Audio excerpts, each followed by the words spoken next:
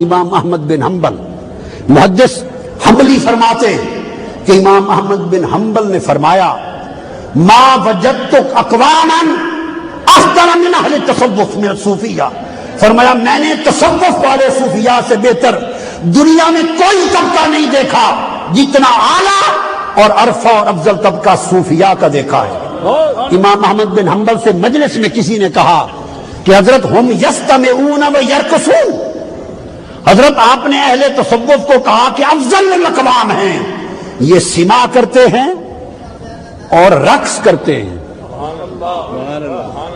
کسی نے کہا یہ سما کرتے ہیں اور، تو اس سے یہ بھی پتا چلا سائل کے اعتراض سے کہ صوفیاء کا وجد اس وقت سے ہے، آج کی بات نہیں ہے۔ اعتراض کیا کہ یستمعون و یرقصون، سما کرتے ہیں اور رقص کرتے ہیں، تو پھر کیسے افضل ہوئے؟ قربان جائیں امام احمد بن حنبل کے جواب پر، انہوں نے فرمایا داہون یفرحون مع اللہ ساعتن، وہ وجد کرتے ہیں، رقص کرتے ہیں، اور جو کچھ وہ کرتے ہیں فرمایا ان کو چھوڑ دو ان کے حال پر، وہ ایک لمحہ مولا کی میت میں خوشی مناتے ہیں۔ فرمایا وہ ایک لمحہ اپنے یار محبوب حقیقی کی میت جب ملتی ہے، جب وہ سنتے ہیں تو سنا اپنی تاثیر کے ساتھ ان کے قلب اور باطن میں اترتا ہے۔ اس وقت وہ واردات میں ہوتے ہیں، اس وقت وہ مشاہدات میں ہوتے ہیں، ان کا جسم سائٹ میں ہوتا ہے، ان کی رہائش میں ہوتی ہے۔ یہ مسافتیں طے کر کے انوار و تجلیات الہیہ اور قربت الہیہ کے سمندروں میں غوطہ سن ہوتے ہیں، حجابات اٹھتے چلے جاتے ہیں۔ اس لمحے وہ حالت جذب میں ہوتے ہیں جب تجلی نگاہ کے سامنے ہوتی ہے اور محبوب کی قربت کا احساس ہوتا ہے، تو اس وقت اپنے قابو سے نکل کر وجد کرتے ہیں، رقص کرتے ہیں۔ فرمایا اس لمحہ انہیں یار کے ساتھ خوشی کر لینے دو۔ ضمناً بات آ گئی، علماء کرام بیٹھے ہیں، اہل علم ہیں، ان کے کام نکتہ آ جائے گا، عرض کر دوں۔ یہ جو صوفیاء کا تصوف اور تصوف کے سب طرق ہیں، اور وہ طرق ہیں ان میں کوئی سما بھی ہے، اس میں کوئی وجد بھی ہے، کوئی نہیں بھی ہے، تو ذکر میں بھی وجد ہے۔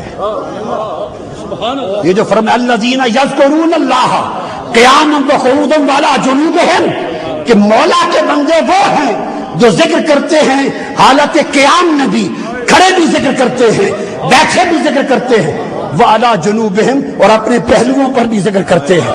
کبھی ذکر میں کھڑے ہوتے ہیں، کبھی بیٹھتے ہیں، کبھی پہلوؤں کے بل لوٹتے ہیں، ہر پہلو میں خدا کا ذکر کرتے ہیں۔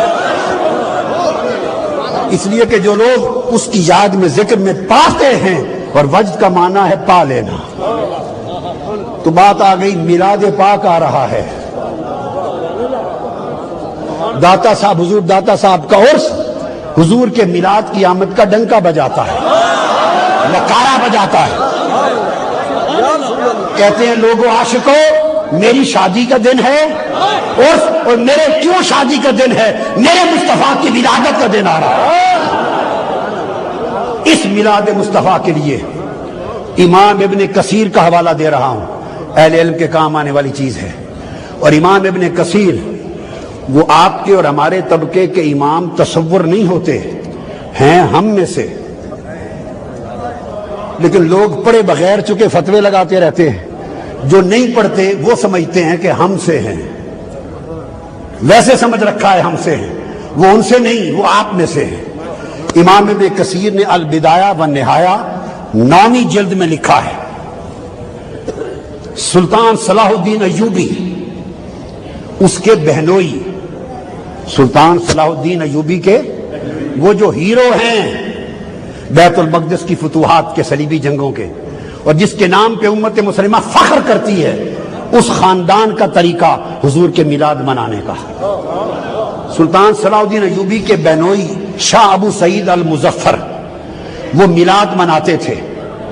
جب میلاد مناتے 5000 بکرے کرتے، 10,000 مرغیاں کرتے، ہزاروں لاکھوں لوگ اور صوفیاء آتے۔